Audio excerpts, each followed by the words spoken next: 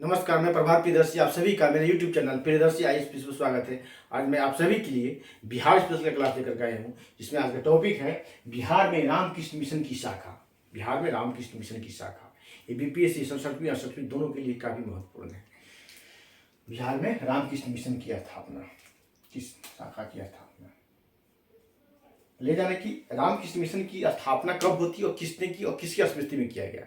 तो रामकृष्ण मिशन की स्थापना 1897 में की गई थी।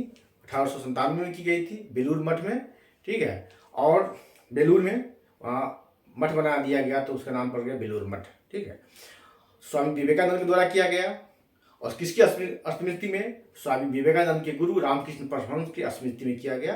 स्वामी विवेकानंद ने किया, ठीक है। तो अभी हम बात करेंगे पहले बिहार के संदर्भ में, ठीक है। तो बिहार में रामकृष्ण मिशन की शाखा की स्थापना कहाँ हुई? सर्वप्रथम बिहार में सर्वप्रथम क्वेश्चन ये आ सकता है, बिहार में सर्वप्रथम रामकृष्ण मिशन की शाखा की स्थापना कहाँ की गई? तो पटना में की गई 1922 ईस्वी में। अगर संयुक्त बिहार की बात आएगी तो जमशेदपुर में किया गया था 1920 ईस्वी में, जो अब झारखंड में है, ठीक है। बिहार में सर्वप्रथम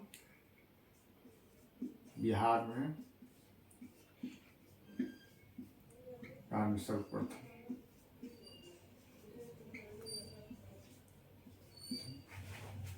शाखा की स्थापना, रामकृष्ण मिशन शाखा की स्थापना, रामकृष्ण मिशन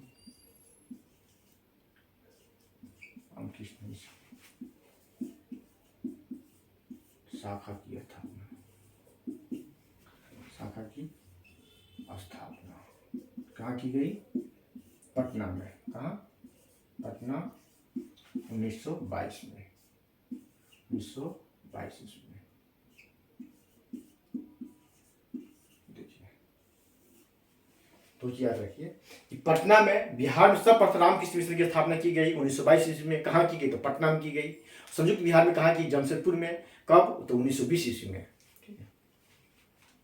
और इसमें क्वेश्चन भी आ सकता है कि रामकृष्ण मिशन से जुड़े कौन से व्यक्ति हैं, ऑप्शन दे देगा, ठीक है। तो रामकृष्ण मिशन से इस मिशन से जुड़े प्रमुख व्यक्ति, इस मिशन से जुड़े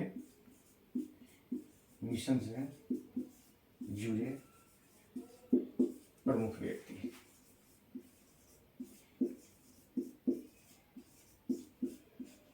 क्या नाम है उनका? तो डॉक्टर राजेश्वर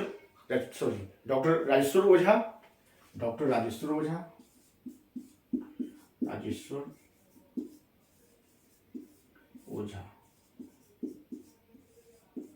ठीक है। डॉक्टर राजेश्वर ओझा और जतीन्द्र नाथ मुखर्जी, जतीन्द्र नाथ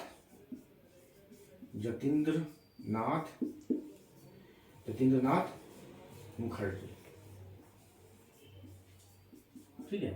दो इनके इस मिशन से जुड़े प्रमुख व्यक्ति थे। तो नाम पूछ देगा, नाम ध्यान रखिएगा। डॉक्टर राजेश्वर ओझा और जतीन्द्र नाथ मुखर्जी बिहार में रामकृष्ण मिशन से जुड़े प्रमुख व्यक्ति थे, ठीक है। अब जानिए, तो रामकृष्ण मिशन की स्थापना हो गई। रामकृष्ण मिशन की स्थापना तो 1897 में किया गया था। इसका उद्देश्य क्या है? 4-5 ऑप्शन दे देगा कि इसका उद्देश्य क्या है। छांटना है या आपको मिलान करना रहेगा, तो इसका उद्देश्य क्या है? देखिए, इसका उद्देश्य क्या है।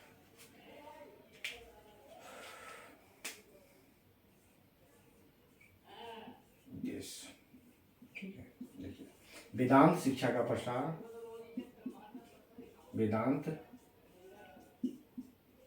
शिक्षा का प्रसार, मानव सेवा,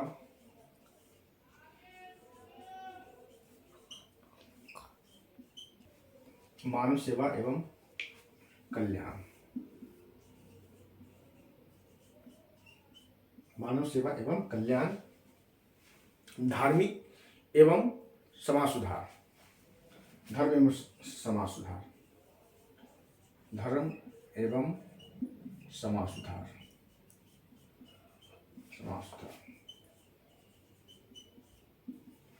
जाति प्रथा का विरोध,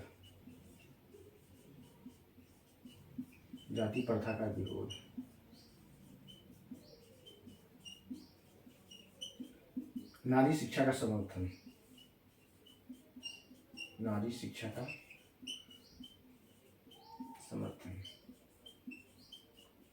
ठीक है, इसे उनके प्रमुख कार्य में है। ठीक है, निर्धनों की सहायता करना, अहिंसा मानव सेवा एवं कल्याण इसी में आ गया। ठीक है, निर्धनों की सहायता करना। तो अब बात करते हैं, तो बिहार के संदर्भ में इतना ही पूछेगा कि इसकी स्थापना सर्वप्रथम बिहार में कहाँ की गई, पटना में की गई, कहाँ की, कब, 1922 ईस्वी में। संयुक्त बिहार में तो जमशेदपुर में 1920 ईस्वी में। बिहार से जुड़े इसके प्रमुख नेता, बिहार से कौन कौन नेता थे, डॉक्टर राजेश्वर ओझा और जतीन्द्र नाथ मुखर्जी। तो बिहार के संदर्भ में इतना ही होता है। अब देखिए मैं कुछ आगे बता रहा हूँ। ठीक है, रामकृष्ण मिशन की स्थापना होती है 1897 ईस्वी में। कब, रामकृष्ण मिशन, रामकृष्ण मिशन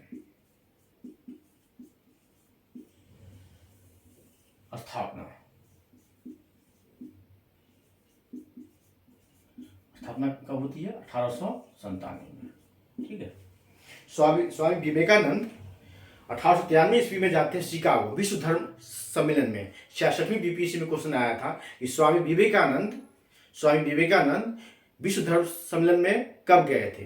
तो 1893 ईस्वी में अमेरिका के शिकागो शहर में विश्व धर्म सम्मेलन हुआ था, जहां स्वामी विवेकानंद भारत से वहां गए थे विश्व धर्म सम्मेलन में, और इनको सबसे अंत में बोलने का मौका मिला था और बहुत अच्छी तरह से बोले थे, बहुत, और इनके वक्तव्य से, इनके भाषण से सभी लोग वहाँ प्रभावित भी हुए थे।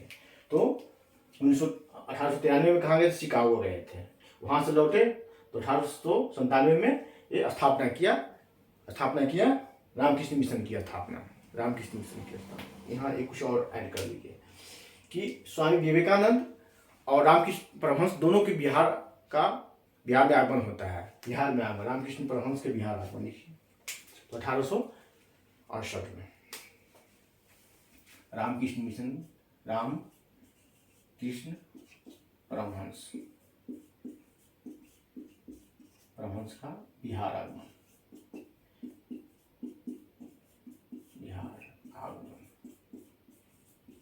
कब होता है, 1868 में, 1868 ईस्वी में।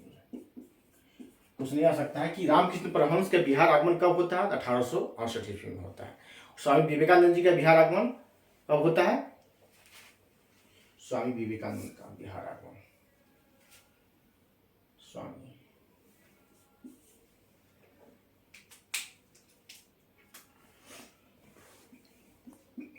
विवेकानंद का, स्वामी विवेकानंद का बिहार आगमन कब होता है, दो और बिहार आते हैं 1886 में, 1886 और 1890 में, 1886 और 1890 में दो बार बिहार आते हैं। ठीक है, तो बिहार के संदर्भ में इतना छूट गया था, नोट कर लीजिए कि रामकृष्ण परमहंस का बिहार आगमन 1868। क्वेश्चन आ सकता है कि रामकृष्ण परमहंस बिहार कब आए, तो 1868 में।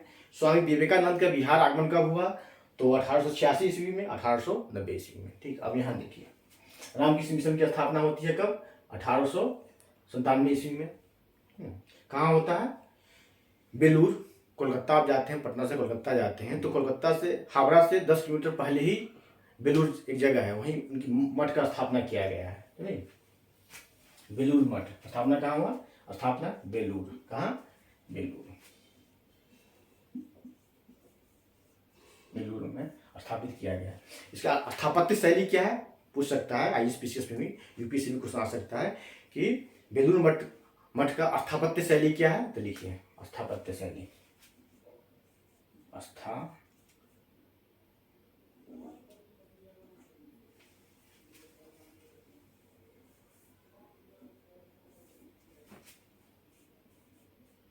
स्थापत्य शैली क्या है, स्थापत्य शैली है हिंदू, इस्लामी एवं ईसाई। ठीक है, हिंदू, इस्लामी एवं ईसाई। ठीक है, तीन स्थापत्य शैली का मिश्रण है, हिंदू, इस्लामी और ईसाई। ठीक है, और ये इतना हो गया। तो इसे कहा गया है ये तीनों का मिश्रण है। ठीक है, जिसे धर्मों की एकता का प्रतीक माना गया है कि क्या? धर्मों की एकता का प्रतीक, धर्मों की एकता का प्रतीक, एकता का प्रतीक। ठीक है, ये शैली जो है स्थापत्य शैली हिंदू, इस्लामी और ईसाई तीनों का मिश्रण है, तीनों को अपनाया गया है, तो धर्मों की एकता का प्रतीक माना गया है। ठीक है, और इन्होंने नव हिंदूवाद का नारा दिया था, नव हिंदूवाद, न्यू हिंदुइज्म, नव हिंदूवाद, नया हिंदूवाद, नव हिंदूवाद। ठीक है, नव हिंदूवाद। और ये जानिए, हाँ ये तो हो गया, स्थापत्य शैली बता दिया। एक और जानिए कि सुभाष चंद्र बोस ने स्वामी विवेकानंद को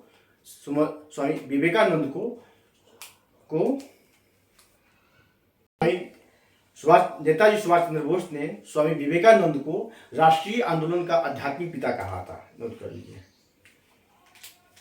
यहां दिख रहा है, राष्ट्रीय आंदोलन का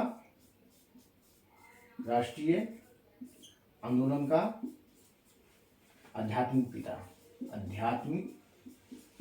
आध्यात्मिक पिता किसे कहा गया है? स्वामी विवेकानंद को। दिख रहा है नीचे, स्वामी विवेकानंद। किसने कहा? सुभाष चंद्र बोस ने कहा। किसने कहा?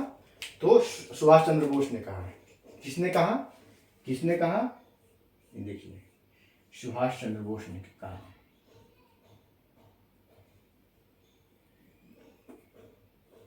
सुभाष चंद्र बोस ने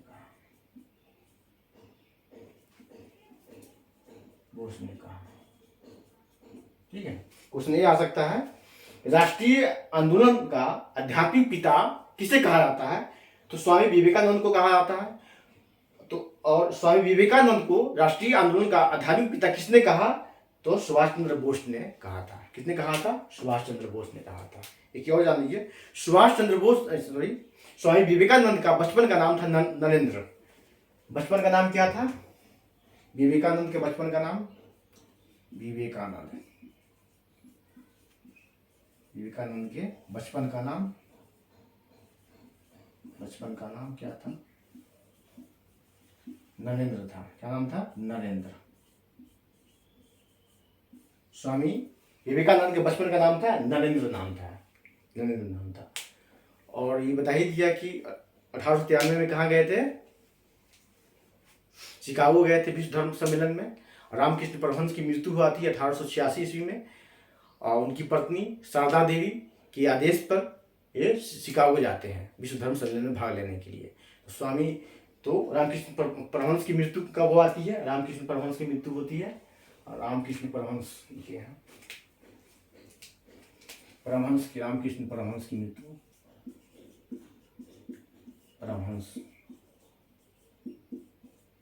मृत्यु कब होती है? 1886 ईस्वी में, 1886 ईस्वी। ठीक है, तो इनकी पत्नी शारदा देवी की आदेश पर ये शिकागो जाते हैं। इनकी मृत्यु होती है, कहाँ होती है? इसकी मृत्यु होती है कोलकाता में होती है, और स्वामी विवेकानंद की मृत्यु होती है बेलूर मठ में ही होती है। कहाँ? बेलूर मठ में ही होती है उनकी मृत्यु। तो रामकृष्ण परमहंस की मृत्यु होती है कोलकाता में, और स्वामी विवेकानंद की मृत्यु होती है बेलूर मठ में। तो आज इतना ही बिहार के संदर्भ में है, और बिहार के संदर्भ के बाहर भी मैं बता दिया। और आप इसे लाइक करें, सब्सक्राइब करें, शेयर करें। धन्यवाद। मैं फिर अगले वीडियो में आप लोग समक्ष उपस्थित होता हूँ।